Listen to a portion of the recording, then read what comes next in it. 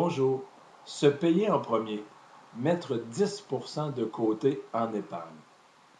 Plus on en parle, plus on se fait dire, moi le premier, mais ça va pas à la tête. J'ai de la difficulté à arriver avec 100% de mon revenu. Comment je pourrais faire pour mettre 10% de côté et ne vivre qu'avec le reste? Impensable. Vous savez quoi?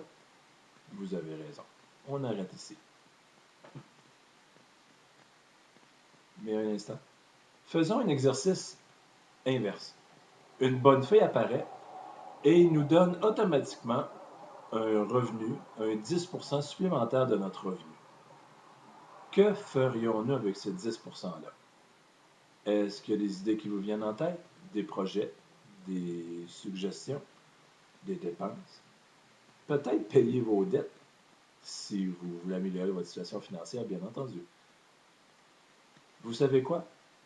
Je suis certain que ça a été beaucoup plus facile de penser à savoir quoi faire avec 10% de plus que quand on a le travail de pouvoir mettre sur papier des idées à baisser un peu ses dépenses pour pouvoir épargner 10%, se payer en premier.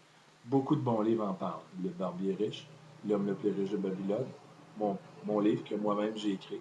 On en parle de ce fameux principe et il y a des raisons. C'est depuis jadis que les gens les plus prospères parlent de ce premier principe-là et le mettent en priorité, en tête de liste. Il doit y avoir une raison. Donc, sur ce, je vous souhaite une bonne réflexion.